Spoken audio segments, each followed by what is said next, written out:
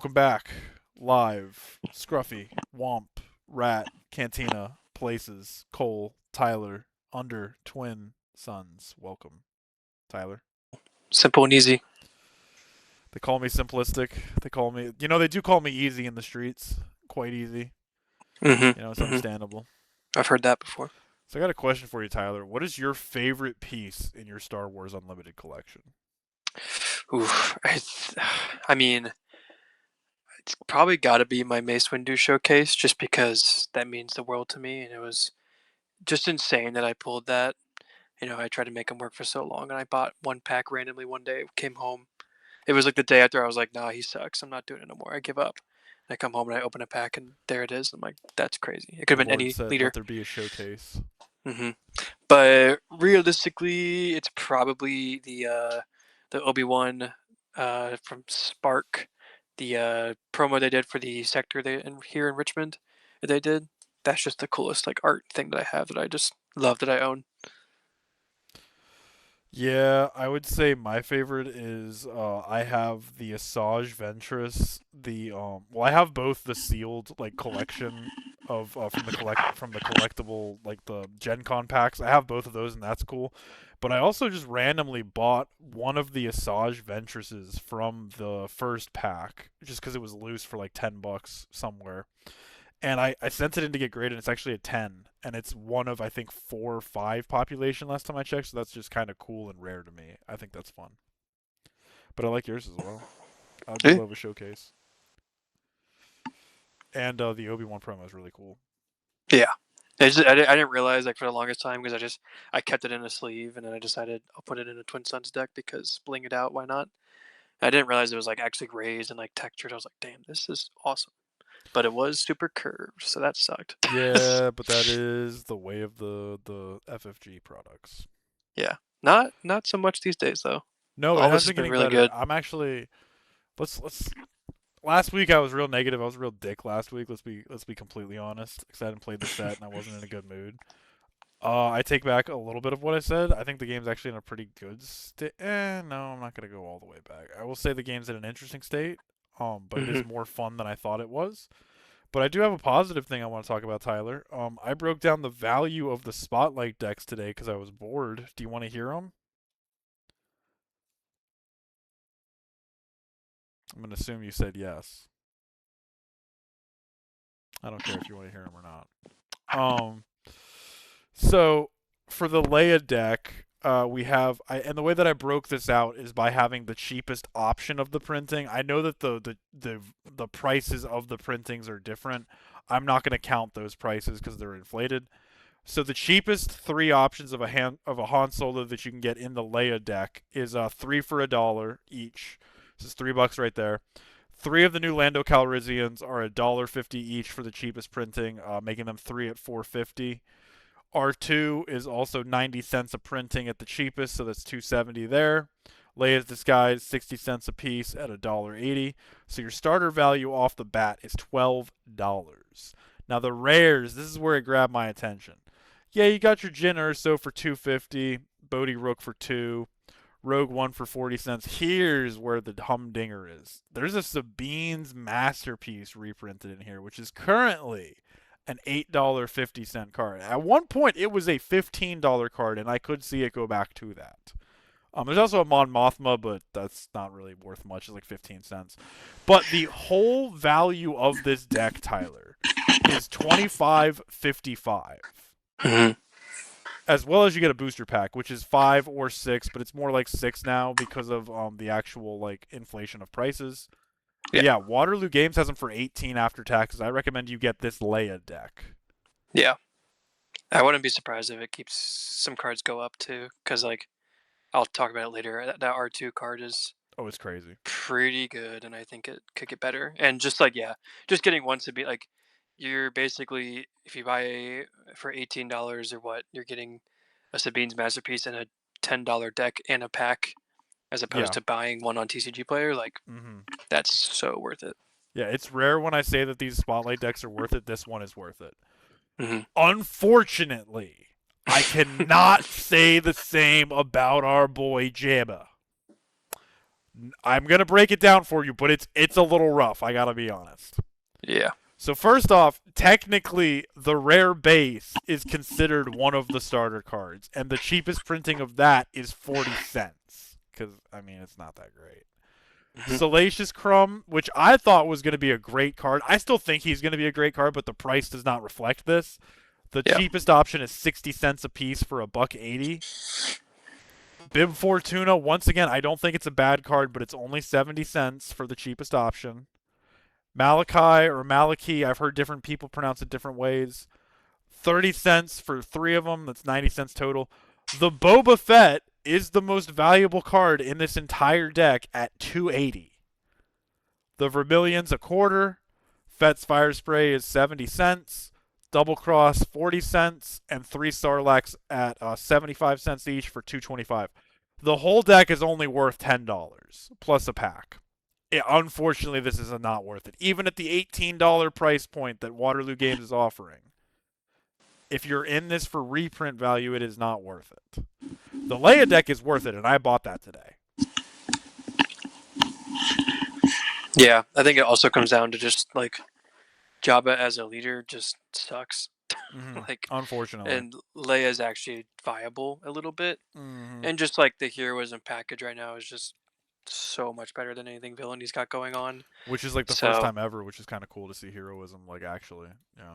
yeah, I mean it's just really cool. But it makes sense why Leia's got more value than Jabba right now. Just people are playing hero and people are Yeah. playing blue green hero at that. No, Or but no, yeah, wait, isn't the no what is the colors of the spotlight deck? Is blue it blue green. green? It Yeah, is. because Okay. Han's blue Yeah. green. Yeah, Okay. Leia's blue. Yeah. Yeah. Yeah. Yeah. Yeah, I Yeah. got Yeah. this Yeah. today when I saw the price. If you are local to RVA and you go to Waterloo Games and you want to pick up a Leia deck, pick it up from them. It's cheaper than currently they're going for 24.99 on TCG Player. Waterloo Games is hooking it up for 18. Tyler, I want to talk about the next topic, which I think Hmm. we talked about a little bit the other day in passing when I saw you at Battlegrounds. I've noticed I just had a way bigger hand size when we played this week. Yeah. And I think part of it's because I'm not playing aggro anymore. I'm sure that is part of it. But I don't remember having a hand size this deep in the game before. Like without playing like strict control, which I'm playing. I would argue my Obi-Wan is mid-range to soft control. Right now are like mid range, leaning towards control or leaning towards aggro, and it's kind of just the state we're in right now, You know, which is interesting. I kind of like having the bigger hand size, but I could also see how Yeah. it's going to get the game a little bit crazier. But I Yeah. like it. I like having options, obviously. No, yeah. I mean, it's interesting. There's just so many cards right now that let you search your deck for a card and draw it, or filter your hand, or do whatever you can to like make it just better, which I do like. Like there, it solves an issue of just like your late game and you're drawing just the like cards you really do not need to see at that time. So I really like that. Um, with the current card in the format right now of aggressive negotiations, it sucks because it makes some games really unfair and feel just stupid because it just feels like, oh, if you have it, you have it. If you don't, cool. But I think the other thing is that there's a lot of the main deck right now that's being played is the Jin Red and that Yeah. Geofane card that's letting everyone draw a card. It's yeah, everyone's hands are giant right now, Hmm. which for opponents it's pretty good. For everyone it's pretty good. So Yeah. I like it. I'm I think also it's fun. aggressive negotiations pissed me off recently, but I've been finding ways around it. It's just I if you don't let them play units, they can't use it. Yeah, you play units and you play sentinels around it. It's okay.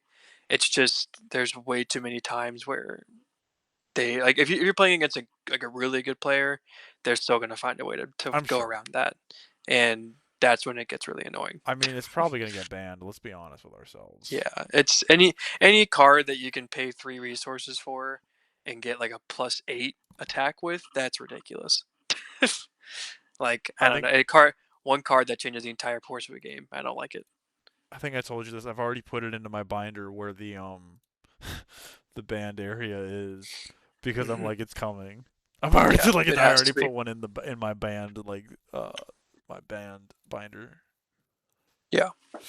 page. Jeez, I was looking for a word. I think I had a stroke there, live from under the scruffy Womp Brand Cantina. Somebody please call an ambulance. All right, but yeah, I'm enjoying having more hand size. But yeah, let's see. Let's talk about some sleeper and overrated cards that we think are gonna have their time to shine or are currently shining. hmm And also cards that we think are overrated. Do you want to go first? Sure. Yeah. Uh, I've got two main underrated cards from a lawless time that I really want to talk about. The first one is Hold for Questioning. It is a three-cost cunning villainy event where you exhaust an enemy unit. If you do, you look at its controller's hand and discard a card from it that shares an aspect with that unit. Upon first glance, when I saw this, I was like, "Oh, it's pretty good. It's all right." And then I started running it in the new Boba Yellow deck that I made.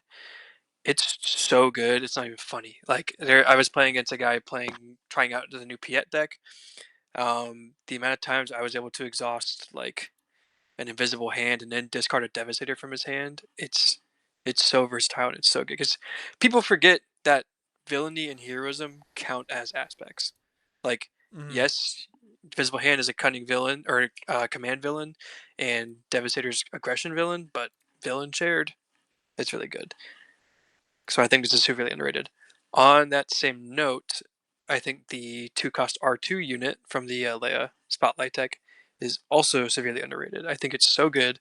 I'm running it in my Akbar list, and it's been so clutch so many times. It's the same thing with Hold for Question. Like you play it, it just says when played for top five cards of your deck for a unit that shares an aspect with a friendly unit. You don't have to pick it beforehand. It's just you look, and if it shares it, you can draw it. And if you're playing mostly hero cards, it's going to be an auto draw card, and that's just really strong. The next one that has surprised me the most out of Lawless Time is the Cad Bane Legendary. Mm-hmm. When I first saw this, I was like, okay, it's a 6/6 shielded that does nothing when played unless you can give it ambush. It's actually been doing so much for me. Like it's made me switch the Boba list I've been playing to a splash base just so I can play this on his flip turn because I'm going to be having so many credits to where most of the time when he attacks, I'm going to be giving him like 2, 3 experience tokens, and now he's a 9/9. Now he's an 8/8 that just got to swing in, and if you kill him, that's your entire turn, and that's been super valuable, and that surprised me a lot because I remember thinking that this was just a nothing card, but it's pretty good. That's kind of the most underrated stuff I got right now. There's not much out of the old sets that hasn't already been talked about a billion times. Um, and most of them I just play in my Akbar list. Like I think Moral Authority is super super good now. Just the ability to play an upgrade +2 attack and then capture something with less health. That's been really good for me. I you flip your leader, play that on it, and you pretty much capture anything on your opponent's board. And it's pretty tough to answer leaders nowadays.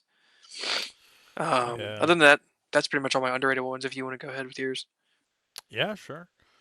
So my first one is actually what we just literally just talked about. I know it's not underrated, but I think it's going to be even played even more. I think the Sabine's masterpiece is just so good hmm in any list, especially in a three-color list, obviously. But not a lot of people are playing space right now, like as a specific part of their plan, unless you're an actual space deck, and then in that case you have to deal with ground units. My point is, Sabine's masterpiece is just a good all around. It's also got some of the best tags: Rebel, Fighter, and Spectre. So that one personally. Another one that I had a thought on was, dude, Darth Tyrannus. I've been having a lot of fun with the Force, and I think I might have to run it up on a Sith deck at some point. So Um, good. yeah, a 4/3 with shielded, and while the Force is with you, it gains ambush.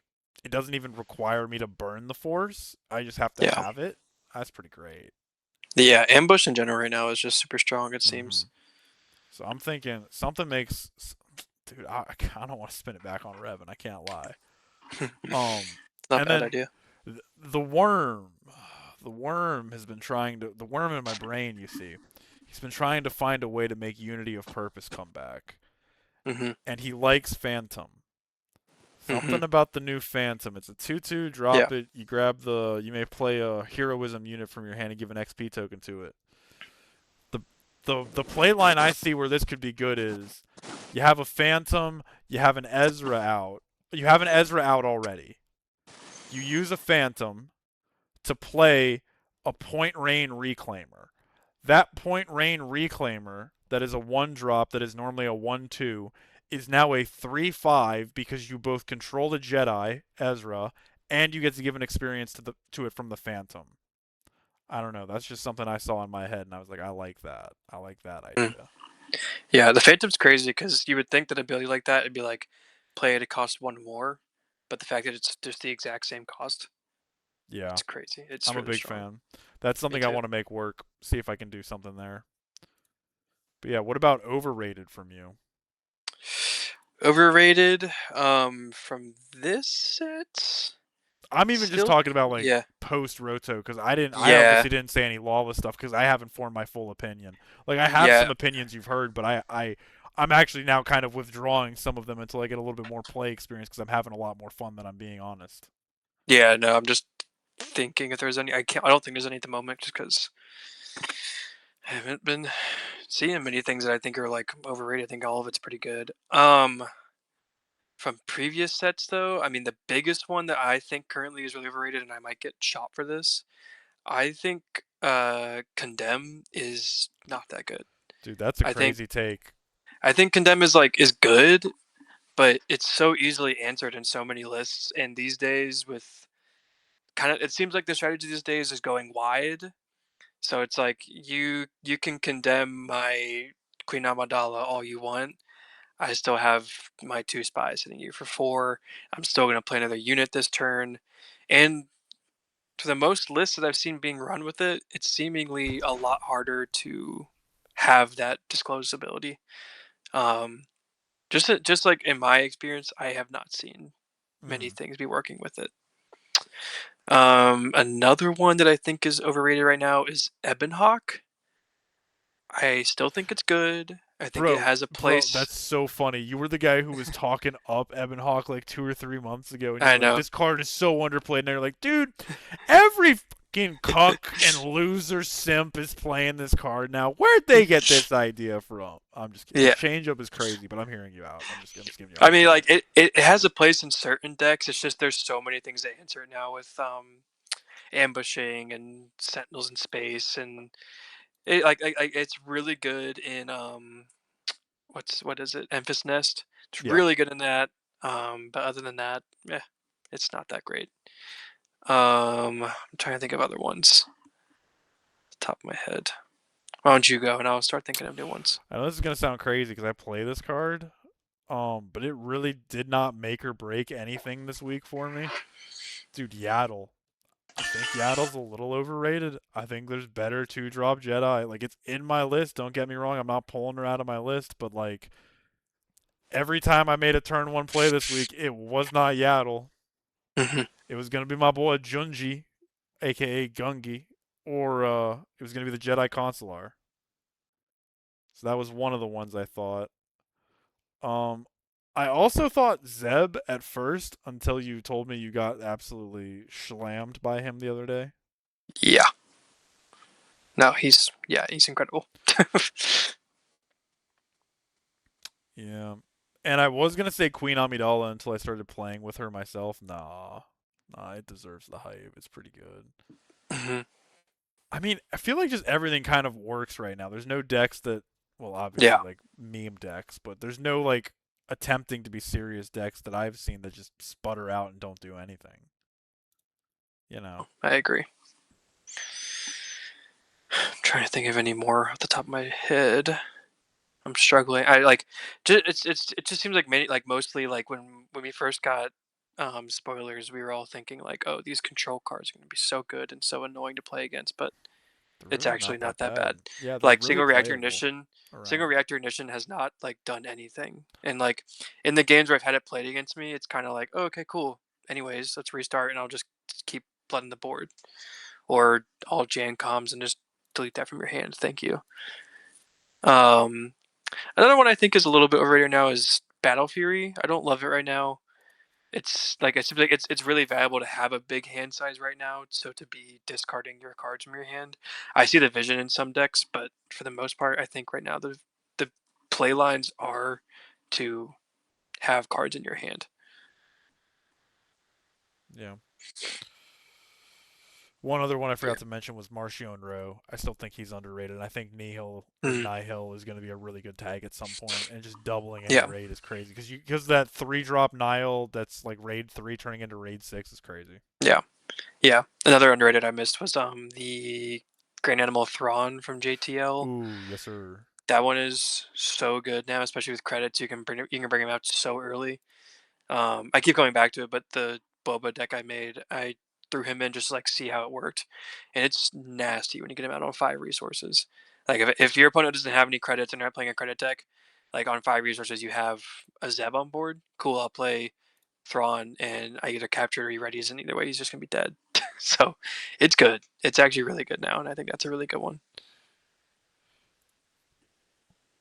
Other than that, I think that's all we had to talk about this week. Did you have anything else, Tyler, to tell the people? Just go out to your local game store and play this set. It's so unbelievably fun, and I cannot stress it enough. I was the biggest hater last week, and I would have told you not to. Let me tell you, I had a good time. I can't lie. It's great. And the meta's like besides aggressive negotiations, it's such a fun meta. Like the decks people are making because nobody knows what's going on. It's new rotation, new decks are being played everywhere. No one knows what to do, so it's really fun to see what people cook up. Agreed. But yeah, thanks for joining us. We'll catch you next time under the Twin Suns, and bye bye now. Bye.